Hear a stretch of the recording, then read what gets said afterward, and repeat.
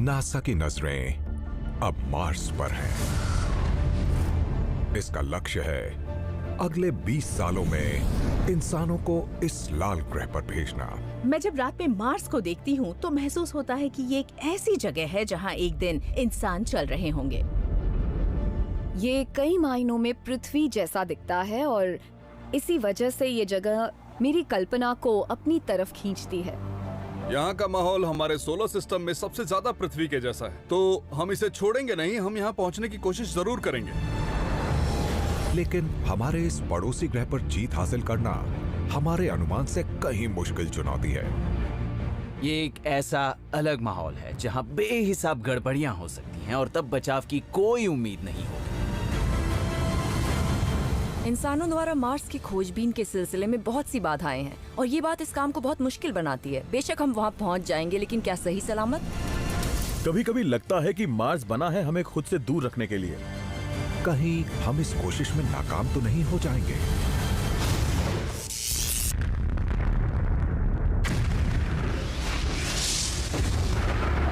How the universe works.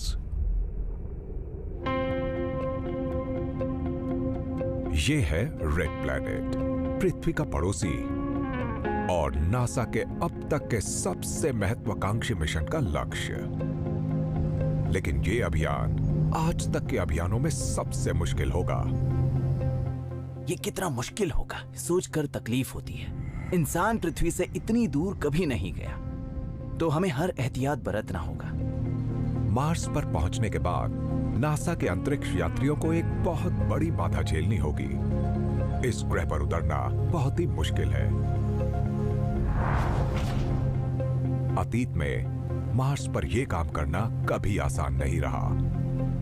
Mars किसी spacecraft के लिए किसी कब्रिस्तान जैसा होता है। किसी को पृथ्वी से भेजकर मार्स पर उतारना सच में कठिन है। यूरोपियन स्पेस एजेंसी ने 2016 में अपने 1875 करोड़ रुपए के स्कैपुलेरी लैंडर के इस तरह लैंड करने की उम्मीद की थी, लेकिन लैंडर सिस्टम में गड़बड़ हो गई। पैराशूट जल्दी अलग होने से क्राफ्ट 33 सेकंड तक अकेले गिरता रहा। स्कैपुलेरी 550 किलोमीटर प्रति घंटा की रफ्तार से मार्स की सतह से टकराया और सतह पर एक गहरा काला धब्बा बन गया। तो पता चला कि मार्स पर लैंड करना बड़ा मुश्किल है। अगर मार्स पर लैंड करने की बात हो तो सबसे ब्रिलियंट इंजीनियर्स की कामयाबी की दर भी करीब 50% ही है। इस रेड प्लैनेट पर ऐसे बेजान स्पेसक्राफ्ट बिखरे पड़े हैं जो यहाँ ठीक से लैंड नहीं कर पाए, और नासा स्पेस एजेंसी को मार्स पर अपने पहले क्रू को उतारने के लिए इन गलतियों से सबक सीखना होगा। लेकिन सतह की तरफ बढ़ते क्रू को भी उन सभी लैंडर्स वाली समस्याएं झेलनी पड़ रही हैं जो पहले नाकाम हो चुके थे।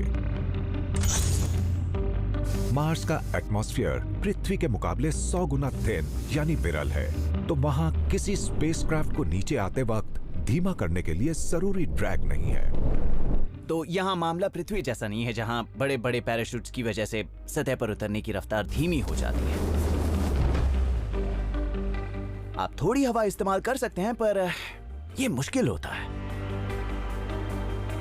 रेड प्लैनेट का थिन एटमॉस्फेयर एक समस्या है जो अरबों साल के दौरान बनता रहा है। मार्स का एटमॉस्फेयर ज्यादा बड़ा नहीं, क्योंकि यहाँ एक मैग्नेटिक फील्ड की हिफाजत न होने के कारण ये लगातार घटता रहता है। सोलर विंड किसी एटमॉस्फेयर को अपने साथ उड़ा ले जा सकती है। पृथ्वी पर एक लिक्विड मेटल कोर बनाता है एक मैग्नेटिक फील्ड जो प्लैनेट की हिफाजत करता है और एटमॉस्फेयर कायम रखता है।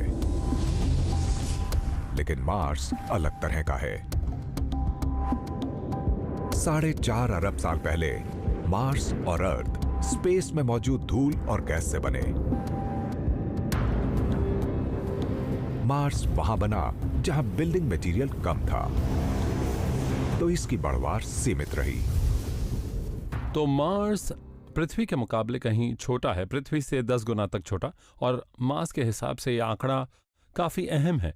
इस अतिरिक्त मास की वजह से पृथ्वी का अंदरूनी हिस्सा गर्म रहता है और इसका एक घूमता कोर भी है जो कि एक मैग्नेटिक फील्ड को जन्म देता है। 4 अरब साल पहले मार्स का घूमता हुआ केंद्र ठंडा और ठोस होने लगा। गर्म कोर नहीं रहा तो मैग्नेटिक फील्ड का बनना भी रुक गया। सूर्य की तरफ से आ रहे तेज रफ्तार वाले चार्ज्ड पार्टिकल्स ने एटमॉस्फेयर को धीरे धीरे खत्म करना शुरू कर दिया। हम जानते हैं कि सोलर विंड की वजह से ये हर पल अपने एटमॉस्फेयर को गंवा रहे हैं, तो उससे विदा ले रहा है।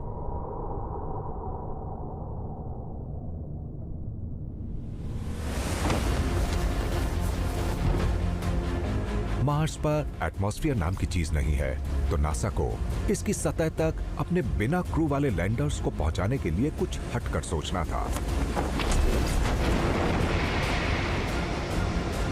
2012 में एक अनोखी स्काई क्रेन ने पैराशूट्स और रेट्रो रॉकेट्स का इस्तेमाल करके क्यूरियोसिटी रोवर को लैंड करा दिया। इससे पहले वाले मिशंस के दौरान पैराशूट और हवा से भरी एक बॉल जैसी चीज का इस्तेमाल किया गया जो स्पेसक्राफ्ट को खुद में समाई थी।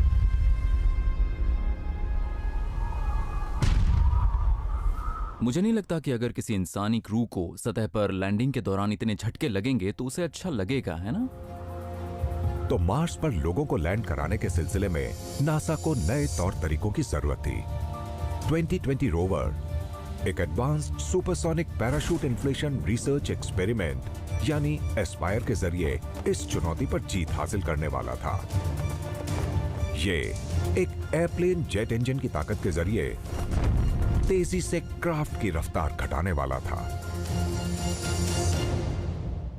ये सब रोवर के लिए ठीक था, उसकी बात तो इससे बन जाती, लेकिन ये लोगों के लिए ठीक नहीं था।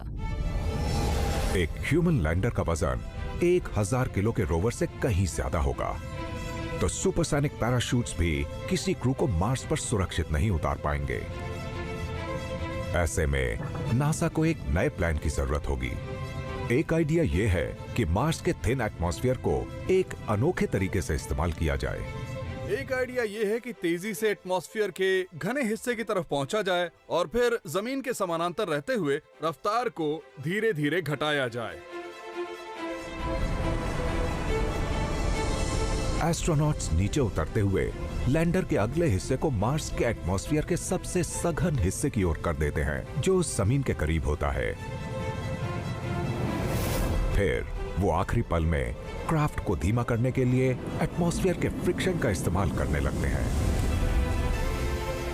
आखिरी टचडाउन के लिए डिसेंट इंजन्स चालू हो जाते हैं।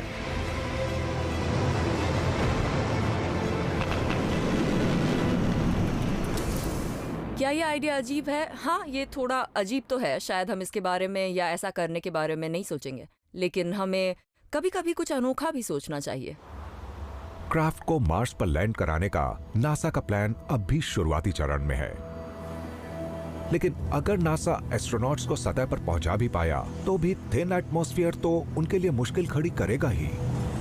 इसके कारण इस प्लैनेट की पूरी सतह पर रेतीले तूफान मंडराते रहते हैं। मार्स को आप धूल मिट्टी के लिहाज से एक शैतान कह सकते हैं। और ये ऊंचे ऊंचे बादल पहले भी जानलेवा साबित हो चुके हैं।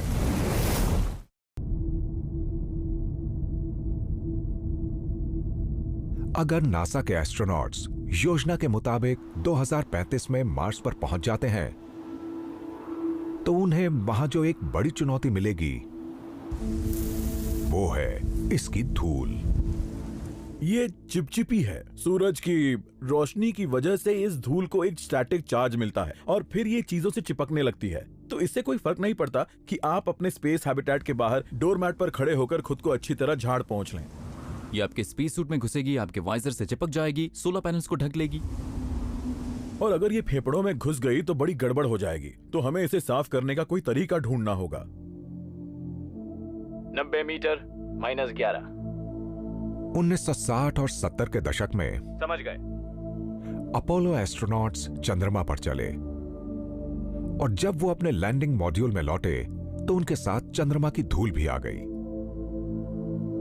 इस धूल की वजह से सील्स क्लॉग हो गईं, इक्विपमेंट ज्यादा गर्म होने लगे, गलत इंस्ट्रूमेंट रीडिंग्स मिली और एस्ट्रोनॉट्स बीमार तक हो गए। कोई नहीं चाहेगा कि उसकी सांस में महीन धूल चली जाए, क्योंकि इससे सिलिकोसिस हो सकता है। ये फेफड़ों के कैंसर जैसी बीमारी होती है जो धूल के सांस में जाने से हो सकती है। तो आप ऐसा बिल्कुल नहीं चाहेंगे। रेड प्लैनेट ऐसी ही चिपचिपी धूल से ढका पड़ा है और नई रिसर्च से पता चला है कि ये जिस जगह से आती है उस जगह को मेडूसा फॉसी फॉर्मेशन कहते हैं। जब 3 अरब साल पहले 960 किलोमीटर लंबी वॉल्केनिक डिपॉजिट का निर्माण हुआ तो इसका आकार अमेरिका से आधा था, लेकिन मंगल की हवाओं ने इस स्ट्रक्चर को घिसकर धूल को पूरे प्लैनेट पर फैला दिया है। और जब हवा इस धूल को उड़ाती है तो उसके विनाशकारी नतीजे हो सकते हैं। असली दिक्कत ये है कि धूल के ये महीन कण हवा में उठ जाते हैं और फिर इन्हें वापस नीचे आने में काफी टाइम लगता है। ये धूल उड़कर आसमान में पहुंच जाती है और फिर लंबे वक्त तक वहीं बनी रहती है। जब ऐसा और ज्यादा मटेरियल एटमॉस्फेयर में पहुंच जाता है तो उससे बनते हैं धूल के बड़े बड़े तूफान। ये तूफान इतने विशाल होते हैं कि धूप को रोककर मार्स की सतह को ठंडा कर देते हैं। इससे जमीन और एटमॉस्फेयर के तापमान में अंतर पैदा हो जाता है। इससे हवा भी और तूफान भी बढ़ने लगते हैं। और नासा का अपॉर्चुनिटी रोवर ऐसे किसी तूफान में फंसने के खतरों से बखूबी वाकिफ है। अपॉर्चुनिटी नासा का एक रोवर था जिसे मार्स पर इसलिए भेजा गया ताकि वो उसकी सतह पर कभी मौजूद रहे पानी और जीवन की निशानियों को ढूंढ सके।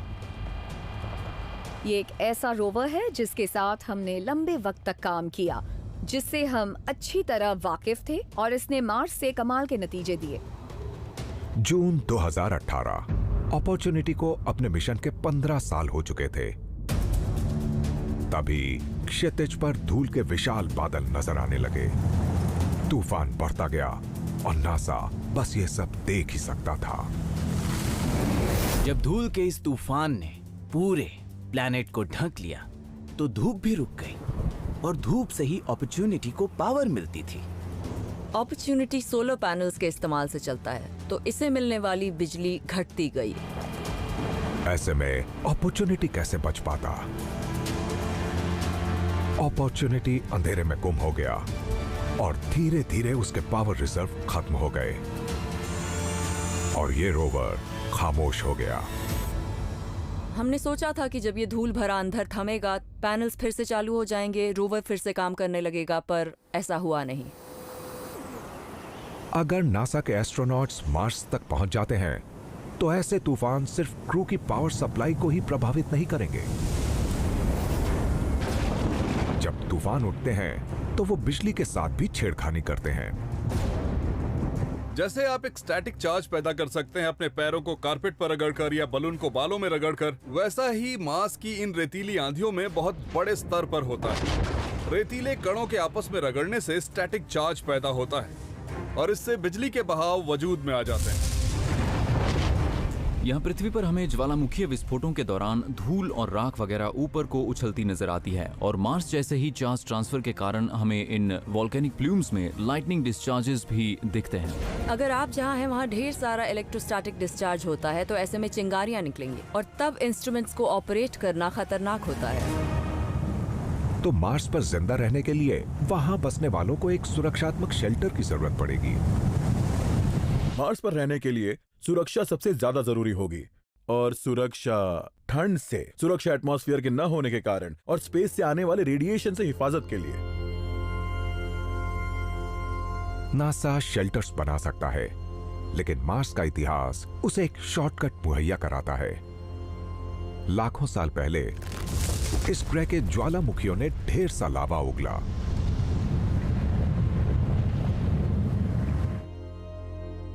पर यह बात उम्मीद जताती है कि जब लावा बह रहा था तो वो जमीन के नीचे मौजूद ट्यूब से होकर आगे जा रहा था। तो आगे बढ़ते लावा ने अपने पीछे खाली सुरंगें या ऐसी बड़ी लावा ट्यूब्स छोड़ी जिसमें फिलहाल हम खड़े हैं। मार्स पर ग्रेविटी पृथ्वी के मुकाबले 3 गुना कम है और इसका श्रेय जाता है इस प्लैनेट के लोअर मास को। तो जब मार्स का लावा जमीन के नीचे बहता है तो इसे कम प्रतिरोध झेलना पड़ता है और ये बना सकता है बहुत बड़े बड़े केव सिस्टम्स। ये ऐसे कुदरती एस्ट्रोनॉट शेल्टर्स हैं जो रेड प्लैनेट के धूल वाले तूफानों से छिपे रहते हैं। अगर इन्हें सील करके हवा से भर दिया जाए तो रहने के लिहाज से ये जगह शानदार है। लोग इन सुरंगों में जाकर रह सकते हैं, हमें पहले से इनके बारे में पता है। लेकिन ऐसे किसी लावा ट्यूब में रहने के लिए शायद सब राजी ना हो। क्योंकि ये एक कुदरती चीज है तो आप इनकी लोकेशन को लेकर कुछ नहीं कर सकते। आपको वही जाना होगा जहां ये पहले से मौजूद हैं। अपने शेल्टर्स बनाने से एस्ट्रोनॉट्स को रहने के सिलसिले में ज्यादा विकल्प मिल जाते हैं और इन्हें यहां रहने वालों के पहुंचने से पहले ही रोबोट्स द्वारा बनाया जा सकता है। हम यहाँ 3D प्रिंटर भी भेज सकते हैं। मैं एक ऐसी चीज की बात कर रहा हूँ जो वहाँ मौजूद चट्टानों का इस्तेमाल करके कंक्रीट बना सकता है और फिर हमारे रहने लायक स्ट्रक्चर्स भी। नासा ने टेक इंडस्ट्री से कहा है कि वो मार्स पर ऐसे शेल्टर्स बनाएं जिनका निर्माण किया हो एस्ट्रोनॉमस रोबोट्स ने। आपको ये बात किसी कमाल की साइंस फिक्शन स्टोरी जैसी लगेगी, लेकिन हमारे पास ये टेक्नोलॉजी पहले से ही है। हम पृथ्वी पर सिर्फ कंक्रीट को शामिल करके 3D प्रिंट हाउसेस बना सकते हैं और इस काम को करने के लिए जरूरी टेक्नोलॉजी हमारे पास है। अब सवाल सिर्फ इच्छा का है। मई 2019 में नासा ने जीतने वाली टीम की घोषणा की। AI स्पेस फैक्ट्री ने एक स्ट्रक्चर बनाया जो जबरदस्त प्रेशर और एक इम्पैक्ट टेस्टिंग को झेलने में कामयाब रहा। इसे सिर्फ 30 घंटे में 3D प्रिंट किया जा सकता है और मार्स पर मिलने वाले मटेरियल्स से बनाया जा सकता है। एक बार बन जाने पर यह शेल्टर वहां बसने वालों को रेड प्लैनेट के मुश्किल हालात से बचा सकता है।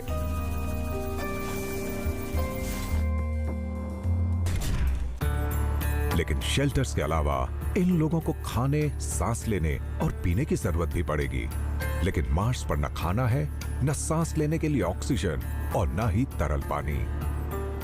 तो बेशक मार्स पृथ्वी पर मौजूद जीवन के लिए सबसे अनुकूल वातावरण है, लेकिन फिर भी ये कुछ खास अनुकूल नहीं है। जीवन के लिए जरूरी चीजों तक आसान पहुंच के अभाव में क्या मार्स पर बस पाना मुमकिन होगा?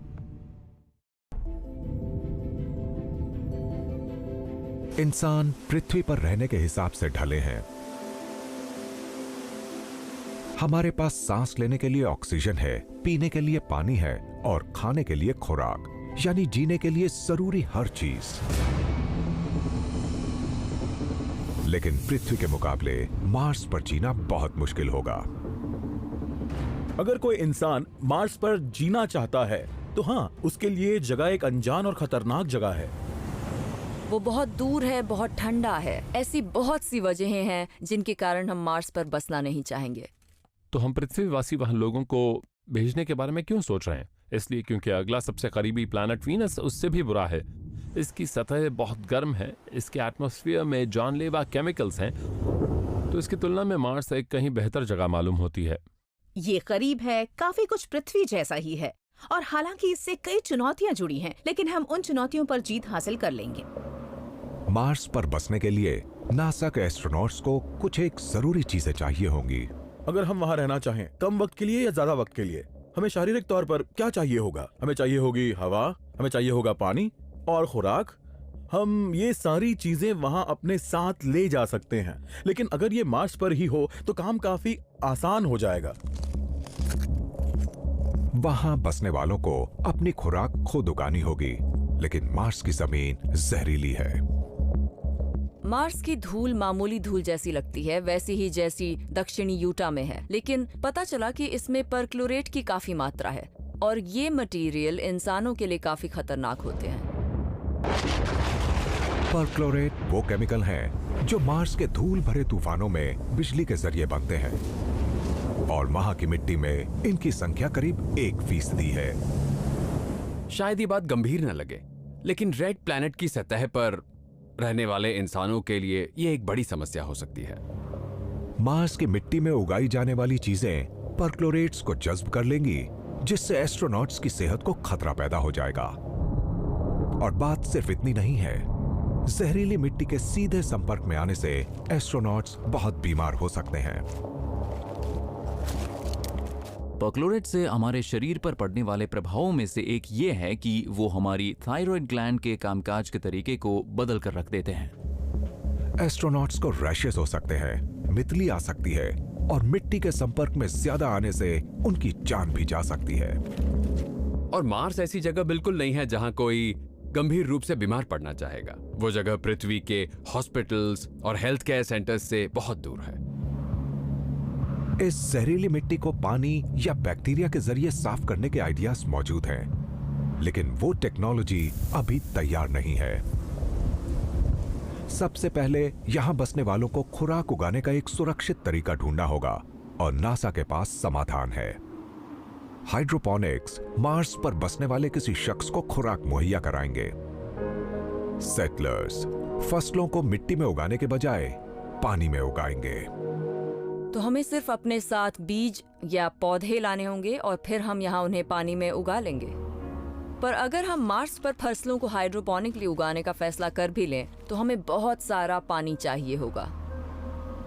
लेकिन एस्ट्रोनॉट्स को अपने पौधों से पहले खुद अपने लिए पीने का पानी चाहिए होगा, और मार्स पर लाखों साल से बहता पानी मौजूद नहीं रहा है।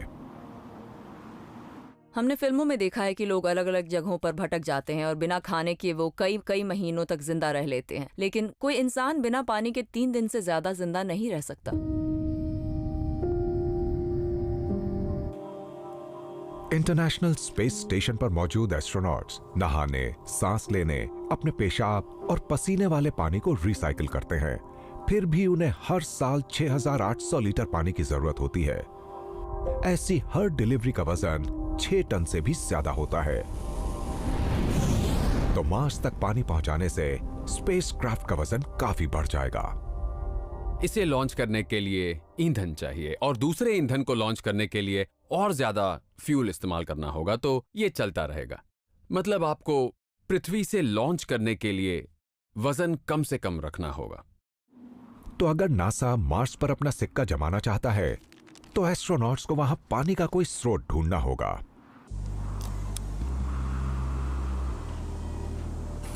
2019 मार्स इनसाइट लैंडर इस रेड प्लैनेट के भीतरी भाग के रहस्यों को जानने के एक मिशन पर था। लेकिन 25 अप्रैल को इनसाइट के ऑन बोर्ड कैमरा ने एक ऐसी तस्वीर ली जिससे एस्ट्रोनॉट्स की पानी की खोज के सिलसिले में उम्मीद बंध गई। हमने मार्स के एटमॉस्फेयर में एक बहुत ही रोमांचक बात ये देखी कि वहाँ पानी के वेपर वाले बादल बिल्कुल वैसे ही आ जा रहे थे जैसे पृथ्वी पर किसी गर्म दिन पर होता है। ये बहुत ही पतले बादल होते हैं, बहुत ज्यादा ऊंचाई पर। यानी मार्स के एटमॉस्फेयर में वाटर वेपर तो है लेकिन ज्यादा नहीं है, कम से कम पृथ्वी जितना तो नहीं। और ये बात एक्साइटिंग है क्योंकि इससे अंदाजा होता है कि मार्स पर किसी तरह का वाटर साइकिल है। ये हैं नॉक्टिलूसेंट क्लाउड्स जो मार्स के थिन एटमॉस्फेयर के ऊपरी हिस्से में बनते हैं वाटर आइस से। पृथ्वी के बादलों की ही तरह ये इतनी ऊंचाई पर तिरते हैं कि रात में भी सूरज के कारण चमकते रहते हैं। लेकिन बनने के सिलसिले में उन्हें मदद चाहिए।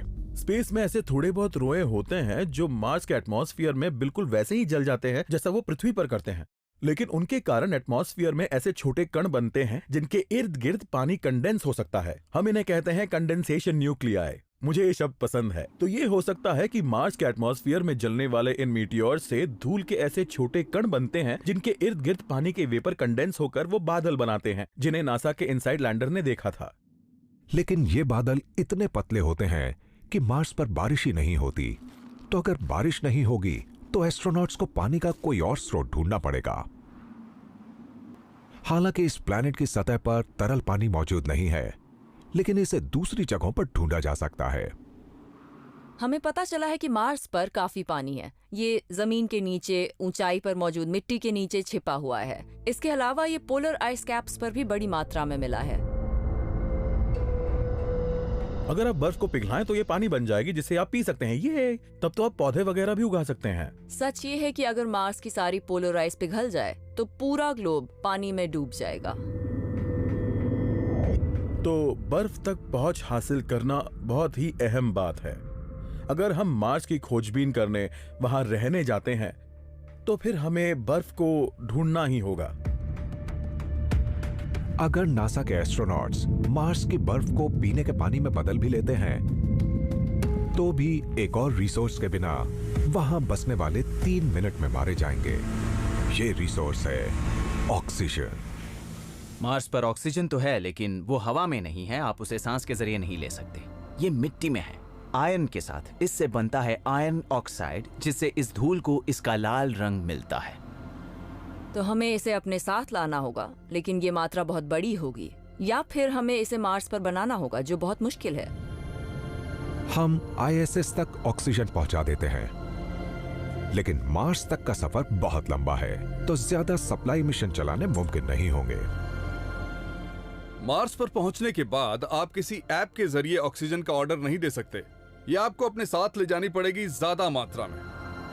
लिहाजा नासा के एस्ट्रोनॉट्स को इस रेड प्लैनेट पर ही ऑक्सीजन बनाने का कोई तरीका ढूंढना होगा, और स्पेस एजेंसी एक सॉल्यूशन पर काम कर भी रही है। जब नासा का 2020 रोवर मार्स पर पहुंचेगा, तो ये वहां Mars oxygen in situ resources utilization experiment या मॉक्सी को अंजाम देगा। मॉक्सी मार्स की हवा से कार्बन डाइऑक्साइड को लेकर इलेक्ट्रिसिटी के जरिए इस CO2 को स्प्लिट करेगी, और इससे निकली ऑक्सीजन भविष्य में एस्ट्रोनॉट्स को दी जाएगी। इस टेस्ट से पहली बार किसी दूसरे प्लैनेट पर ऑक्सीजन बनेगी, लेकिन मॉक्सी मार्स पर जाने वाले किसी मिशन के क्रू के लिए पर्याप्त ऑक्सीजन नहीं बना सकता। मॉक्सी रोजाना करीब 500 ग्राम ऑक्सीजन ही बना पाएगा, जो किसी इंसान को जिंदा रख पाएगी सिर्फ 6 घंटों के लिए। तो नासा को मार्स पर एक पूरे क्रू को जिंदा रखने के लिए इस टेक्नोलॉजी के आकार को काफी बढ़ाना होगा। लेकिन रेड प्लैनेट पर जिंदा रहने की बात तो दूर की है, क्या ये लोग उस तक पहुंच भी पाएंगे? 3 और लोगों के साथ इस छोटी सी जगह में इतना लंबा सफर करना वाकई चुनौती भरा है। हमारे सामने अभी ये सवाल मौजूद है कि हम ऐसा करेंगे कैसे।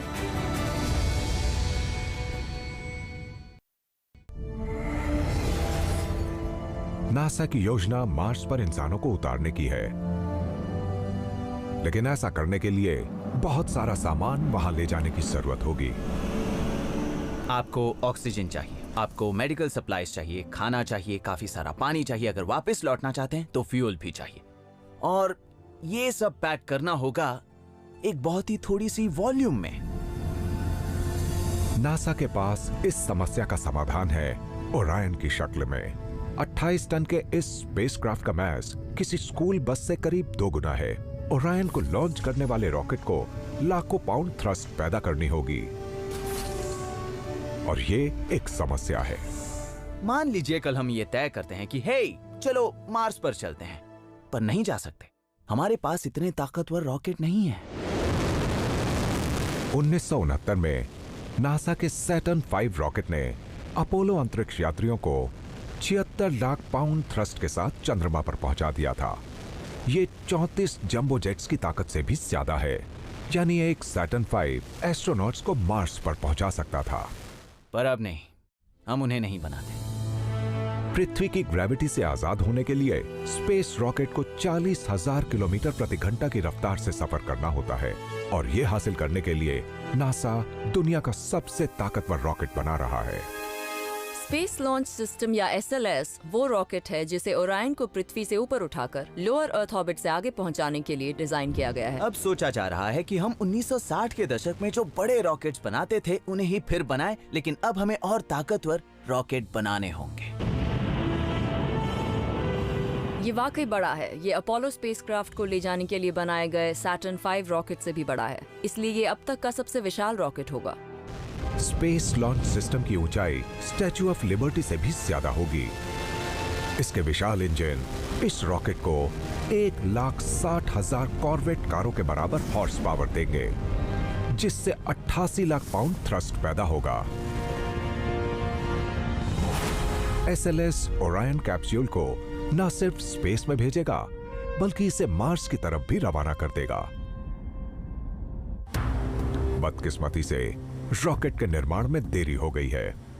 इसकी पहली टेस्ट फ्लाइट दिसंबर 2017 में होनी थी, लेकिन फिर यह काम 2020 के अंतिम दिनों में होना तय हुआ। आलोचक SLS को पैसे की बर्बादी मानते हैं, क्योंकि इस प्रोजेक्ट पर अपने तय बजट से अरबों खरबों ज्यादा खर्च हो चुके हैं।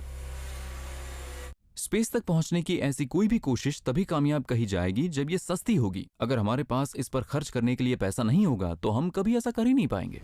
इस बीच स्पेसएक्स दोबारा इस्तेमाल हो सकने लायक रॉकेट बना रही है, तो ऐसे में नासा का सिर्फ एक बार यूज होने वाला SLS और भी कम उपयोगी लगने लगा है। एयर ट्रैवल इसलिए सस्ती हो गई है क्योंकि हमने ये समझ लिया है कि प्लेन को इस्तेमाल बार बार कैसे किया जाए, और अगर हमने रॉकेट्स के साथ भी ऐसा कर लिया तो फिर हमें उन्हें भी बार बार बनाने की जरूरत नहीं पड़ेगी। अब भी उम्मीद है कि नासा का स्पेस लॉन्च सिस्टम 2030 के दशक में मार्स पर जाएगा, पर रेड प्लैनेट के हमारे पड़ोसी होने के बावजूद हमारे वहां जाने के समय को लेकर थोड़ी मुश्किल पैदा होगी। अगर आप अपनी फैमिली के साथ अपनी कार में छुट्टी पर जाना चाहते हैं तो ये आसान है। आप नक्शा देखते हैं और सोचते हैं कि मैं A सिटी में रहता हूं और B सिटी जाना चाहता हूं, तो इन हाईवेज को लेना होगा। ये तो ठीक है, पर मान लीजिए सिटी A इस तरफ 80 किलोमीटर की रफ्तार से बढ़ रहा है और सिटी B इस तरफ 320 किलोमीटर की रफ्तार से। अब आप क्या करेंगे? लेकिन किसी दूसरे प्लैनेट पर पहुंचने की तुलना में ये बड़ी मामूली समस्या है। किसी मार्स मिशन की टाइमलाइन, उसका शेड्यूल सेलेस्टियल मैकेनिक्स पर निर्भर करता है, जैसे कि प्लैनेट्स की ऑर्बिट्स। ऐसा नहीं है कि आप कभी भी सोचें कि मुझे मार्स पर जाना है और आप ऐसे निकल पड़ेंगे। आपको बकायदा इंतजार करना होगा कि प्लैनेट्स एक खास कोण पर आ जाएं। औसतन पृथ्वी से मार्स की दूरी करीब 22 करोड़ किलोमीटर है, लेकिन ये बदलती रहती है क्योंकि हम दोनों ही प्लैनेट सूर्य का चक्कर लगाते रहते हैं। तो जब पृथ्वी मार्स के सबसे करीब आती है तो वो दूरी होती है 5 करोड़ 60 लाख किलोमीटर। लेकिन ऐसा भी वक्त आता है जब हम मार्स से सूर्य के विपरीत दिशा में होते हैं, तो ये दूरी 40 करोड़ किलोमीटर भी हो सकती है। अगर सफर को तब शुरू करें जब मार्स सबसे करीब हो तो सफर का समय घट जाता है। इस तरह नासा अपने फ्यूल और रिसोर्सेस को बचाकर मिशंस की कामयाबी की गुंजाइश बढ़ा सकता है। लेकिन ग्रहों का ये तालमेल सिर्फ हर 26 महीने में एक बार ही होता है, तो अगर नासा लॉन्च के वक्त को मिस कर देता है तो इसे अगली कोशिश के लिए 2 साल से भी ज्यादा इंतजार करना होगा। लेकिन सिर्फ सही समय चुन लेना ही काफी नहीं होता। मार्स और पृथ्वी दोनों ही सूर्य का चक्कर लगा रहे हैं, तो ओरायन सीधे मार्स की तरफ उड़ान नहीं भर सकता। इसके बजाय ये होमिंग ट्रांसफर का इस्तेमाल करेगा। हम चाहते हैं कि हम अपने स्पेसक्राफ्ट में बैठकर सूर्य का चक्कर लगाएं। तो हम पृथ्वी पर यहाँ से शुरुआत कर रहे हैं, अपना स्पेसक्राफ्ट लॉन्च करते हैं और उसके बाद इस तरह एक आर्क बनाते हैं, सूर्य का चक्कर लगाते हैं ताकि हम कुदरती तौर पर सूर्य के ऑर्बिट में आ सकें और फिर मार्स पर पहुंच सकें। इस सफर में लगेंगे करीब 10 महीने। वहां जल्दी पहुंचने के लिए फूंकना होगा ज्यादा ईंधन, और यह विकल्प हमारे पास है नहीं। होमिंग ट्रांसफर में कम ईंधन जलता है क्योंकि इसमें क्राफ्ट एक ऑर्बिट में जाता है जो धीरे धीरे मार्स की ऑर्बिट को काटता है और फिर रेड प्लैनेट की ग्रेविटी में जकड़ा जाता है। लेकिन ऐसे में दिशा का सही रखना बहुत जरूरी है। ऑर्बिट जिस तरह काम करती है उसमें आपको फिलहाल नजर आ रहे मार्स के मुकाबले दिशा को थोड़ा अलग रखना पड़ता है। ये वो दिशा होती है जहां पर मार्स होगा। ऐसा होना जरूरी है ताकि ये कुदरती तौर पर मार्स की ऑर्बिट में खिसक जाए और फिर मार्स पर पहुंच जाए। अगर ये सटीकता से नहीं हुआ तो फिर हम शायद स्पेस में भटक जाएंगे। अगर नासा अपने लक्ष्य पर पहुंच भी जाता है तो भी क्रू को स्पेस में 10 महीने का लंबा सफर तो करना ही होगा। कुदरत ने इंसान के शरीर को स्पेस की लंबी अवधि की यात्रा के हिसाब से नहीं बनाया है। स्पेस ट्रैवल से हड्डियां बर्बाद हो जाती हैं, हार्ट मसल्स कमजोर हो जाती हैं और दिमाग पर भी असर पड़ता है। तो क्या कोई क्रू रेड प्लैनेट तक के सफर में जिंदा रह पाएगा? नासा की योजना 2030 के दशक में इंसानों को मार्स पर पहुंचाने की है। ऐसे में रॉकेट टेक्नोलॉजी का पूरा इम्तिहान होगा। लेकिन सबसे बड़ी बाधा है खुद हमारे नाजुक शरीर। किसी स्पेसक्राफ्ट के जरिए प्लैनेट के बीच के सफर में कुछ भी हो सकता है। ये खतरनाक यात्रा होगी। ओके, मैं अब चौथी सीढ़ी पर खड़ा हूं। जब एस्ट्रोनॉट जेम्स अर्विन चंद्रमा पर खड़े थे तो उनके दिल की धड़कन असामान्य थी। पृथ्वी पर लौटने के बाद अर्विन को हार्ट अटैक हुए जो जानलेवा साबित हुए। 2016 की एक स्टडी से पता चला है कि अपोलो लूनर एस्ट्रोनॉट्स के उन एस्ट्रोनॉट्स के मुकाबले कार्डियोवैस्कुलर बीमारियों से दम तोड़ने की आशंका 4 से 5 गुना ज्यादा है जिन्होंने कभी पृथ्वी की ऑर्बिट छोड़ी ही नहीं। इसकी एक वजह स्पेस रेडिएशन भी हो सकती है। आउटर स्पेस में मौजूद रेडिएशन से न सिर्फ हार्ट मसल्स को बल्कि नर्वस सिस्टम और एस्ट्रोनॉट्स के दिमाग को भी नुकसान होगा। मार्स जा रहे एस्ट्रोनॉट्स को तारों के कोर में बनने वाले रेडिएशन को झेलना होगा। ऐसा कुछ रेडिएशन तब हमारे सूर्य से निकलता है जब सोलर इजेक्शंस जानलेवा चार्ज्ड पार्टिकल्स की लहरों को बाहर फेंकते हैं।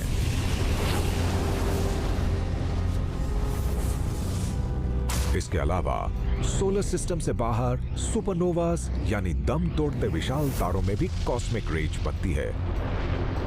ऊर्जा से भरे ये कण प्रकाश की रफ्तार से गैलेक्सी से होकर दौड़ते रहते हैं। और आप नहीं चाहेंगे कि ऐसी चीजों का ज्यादा शिकार बने। कम मात्रा से तो खासकर फर्क नहीं पड़ता, लेकिन ज्यादा मात्रा होने पर ये हमारे सेल्स में दाखिल होकर हमारे डीएनए को नुकसान पहुंचाती है और लंबी अवधि में स्पेस में रह रहे इंसानों के शरीर को गंभीर क्षति पहुंचाती है। आप स्पेस में जितना ज्यादा रहेंगे खतरा उतना बढ़ जाएगा। हम लैंड करने वाले हैं। आपको याद होगा चंद्रमा तक का हमारा मिशन 1 या 2 हफ्ते का था, लेकिन मार्स तक का मिशन कम से कम 2 या हो सकता है कि 2.5 साल तक का तो हो सकता है। ये कॉस्मिक बुलेट्स, म्यूटेशंस, यहाँ तक कि कैंसर की भी वजह बन सकती हैं। 2019 की नई रिसर्च के मुताबिक मार्स पर जाने वाले किसी मिशन के 3 में से 1 एस्ट्रोनॉट की याददाश्त चली जा सकती है।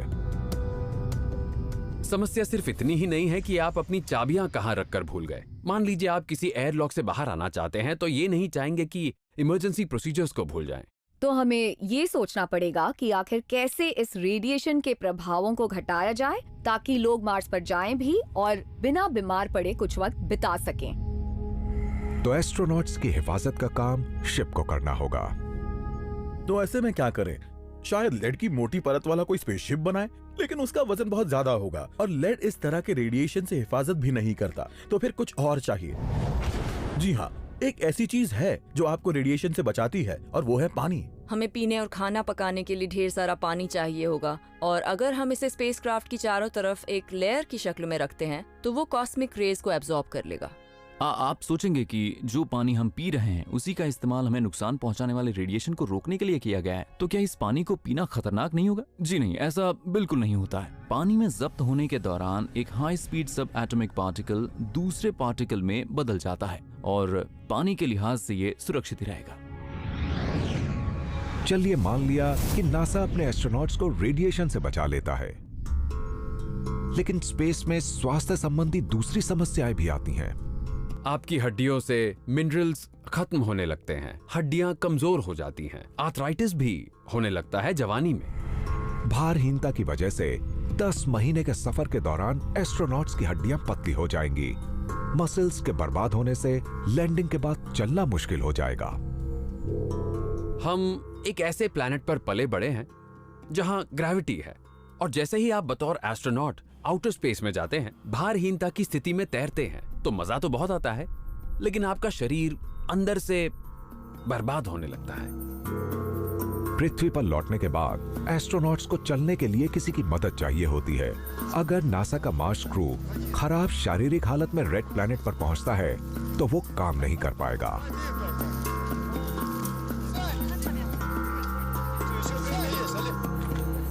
स्पेस में जबरदस्त एक्सरसाइज के जरिए क्रूज सेहतमंद रह सकता है, लेकिन लंबी स्पेस ट्रैवल के बुरे प्रभावों का अभी हमें पूरा ज्ञान नहीं है। मार्स के मिशन के दौरान शरीरों का पूरा इम्तिहान होगा और चुनौतियां सिर्फ शारीरिक ही नहीं होंगी। मार्स के एस्ट्रोनॉट्स के लिए अकेलापन भी एक बड़ी समस्या बन सकता है। वो अपने घर से कम 2.5 साल दूर रहेंगे। तो नासा पृथ्वी पर अकेले रहने वाले इंसानों से सबक सीख रहा है।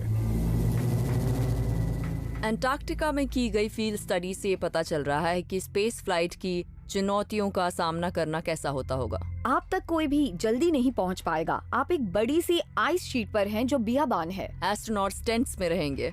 हर टेंट में 2 लोग होंगे, कुल 8 लोग होंगे जो वहाँ 6 हफ्तों तक रहेंगे।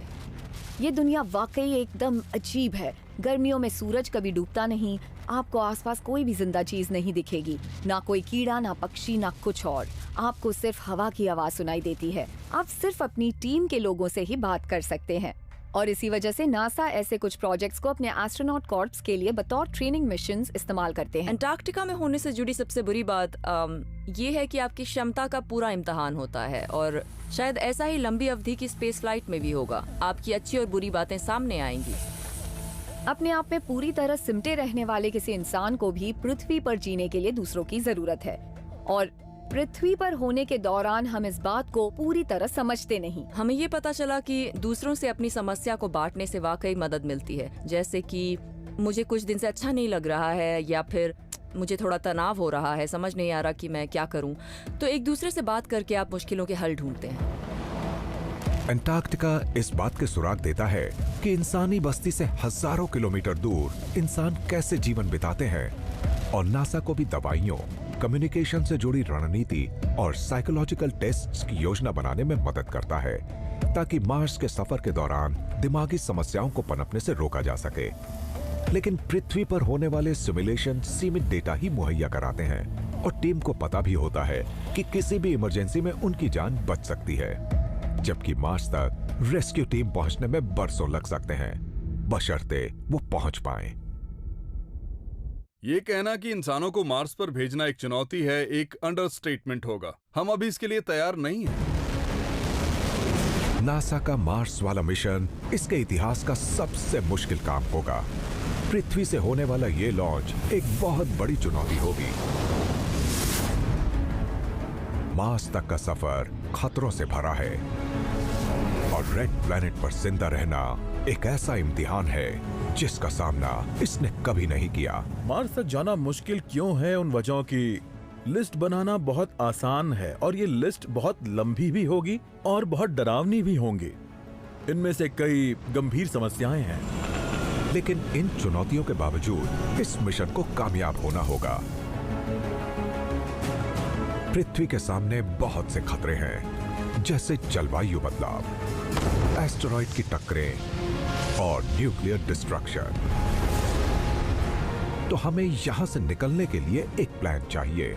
आने वाले दिनों में पृथ्वी को शायद एक लाइफ बोट की जरूरत पड़े। हमारी तादाद बहुत तेजी से बढ़ रही है और हम अपने काफी रिसोर्सेज इस्तेमाल कर रहे हैं और इस प्लैनेट की शक्ल बदल रहे हैं। हम एक लाइफ बोट ढूंढ रहे हैं और शायद मार्स हमारे लिए ऐसा सबसे करीबी मौका है। नासा का लक्ष्य 2030 के दशक में ओरायन स्पेसक्राफ्ट को मार्स पर भेजना है। लेकिन ऐसा करने के लिए हमें एक रिहर्सल की जरूरत होगी। मैं चाहता हूं इंसान मार्स पर जाए। मैं खुद वहां जाना चाहता हूं, लेकिन मुझे लगता है कि उससे पहले हमें थोड़ी प्रैक्टिस कर लेनी चाहिए। और ऐसी प्रैक्टिस पृथ्वी के नजदीक वाली एक जगह पर करने से बेहतर और क्या होगा? लक्ष्य है इंसानों को मार्स तक ले जाना और इस सिलसिले में पहले इंसान को फिर से चंद्रमा पर ले जाना फायदेमंद साबित हो सकता है। तो ओरायन पहले चंद्रमा तक की छोटी यात्रा करेगा। चंद्रमा का इस्तेमाल करने के कई फायदे हैं। हम ऑपरेशंस के लिए कई अलग अलग स्थितियों को टेस्ट कर सकते हैं। हम पृथ्वी के काफी करीब हमारी टेक्नोलॉजी को टेस्ट कर सकते हैं। अगर ऐसे में कोई गड़बड़ होती है तो हम आसानी से मदद पहुंचा सकते हैं। ये ज्यादा सुरक्षित है। जबकि अगर हम लोगों को मार्स पर भेजते हैं तो अगर कोई दिक्कत आई तो उनकी मदद कर पाना मुश्किल है। नासा के ओरायन मून मिशंस सिर्फ एक ट्रेनिंग एक्सरसाइज ही नहीं होंगे। वो इनका इस्तेमाल गेटवे नाम की एक लूनर आउटपोस्ट बनाने के लिए भी करेगा। ये चंद्रमा के इर्द गिर्द की ऑर्बिट में एक स्पेस स्टेशन होगा। ऐसी चीज को वहाँ बनाना ज्यादा आसान होगा बजाय इसके कि उसे यहाँ से बाहर ऑर्बिट में भेजें। 6 प्लान मिशंस के जरिए चंद्रमा के इर्द गिर्द ऑर्बिट में एक स्पेस स्टेशन बनाया और कायम रखा जाएगा। ये उस टेक्नोलॉजी और साइंस के लिए खुद को साबित करने वाली जगह होगी जो हमें रेड प्लैनेट तक पहुंचने में मदद करेंगे। और जब एक बार नासा दिक्कतों को हल कर लेगा तो असली मिशन शुरू हो पाएगा। गेटवे मानव के लिए सिर्फ एक छोटा कदम ही नहीं, बल्कि दूसरे प्लैनेट तक पहुंचने का एक लॉन्च पैड भी होगा। जब हमने इंसानों को पहली बार एक दूसरी प्लैनेट बॉडी पर भेजा तो वो चंद्रमा था और हमने पहले ये काम नहीं किया था। तो चंद्रमा हमारी एक उपलब्धि है। हम जानते हैं कि दूसरे प्लैनेट तक इंसान को कैसे भेजे। हमारे पास इस वक्त सारी टेक्नोलॉजी ना हो इंसान को मार्स तक भेजने के लिए, लेकिन हम उसी दिशा में हैं। नासा रेड प्लैनेट का सफर शुरू तो कर रहा है, लेकिन हर कोई उससे सहमत नहीं है। बहुत से लोग सोचते हैं कि अगर पृथ्वी पर हमसे कोई गड़बड़ हुई तो मार्स हमारी जान बचाएगा, लेकिन हमें अपने प्लैनेट का ध्यान रखना होगा। अगर कोई वहां जाना चाहता है और वहां जाकर बेस बनाना चाहता है तो वो ऐसा जरूर करे, लेकिन मैं तो ऐसी जगह रहना चाहूंगा जहां ज्यादा हरियाली और सागर वगैरह हो।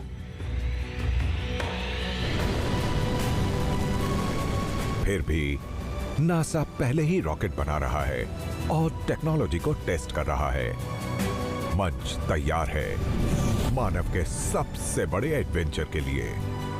मुझे लगता है कि हम मार्स पर इंसानों को भेजेंगे। बस एक बहुत बड़ी समस्या ये है कि ये काम करें कैसे, लेकिन हम समस्याओं को सुलझाने के मामले में काफी माहिर हैं। हम इंसानों में बहुत उत्सुकता होती है। हमें एक पहाड़ पर चढ़ने के बाद दूसरे पर चढ़ने का जुनून रहता है। अगली चुनौती हल करना चाहते हैं। मार्स भी ऐसी ही चुनौती है। हम इंसानों में एक ऐसा जुनून है जो तमाम चुनौतियों के बावजूद हमें मार्स पर भेजेगा। इसमें कोई शक नहीं है कि हम मार्स पर जाएंगे। बेशक मार्स तक पहुंचना बहुत ही मुश्किल है, लेकिन अगर कोई मुझसे पूछे कि क्या हमें मार्स पर जाना चाहिए तो मेरा जवाब होगा हाँ, क्योंकि इससे बड़ा कोई लक्ष्य नहीं है।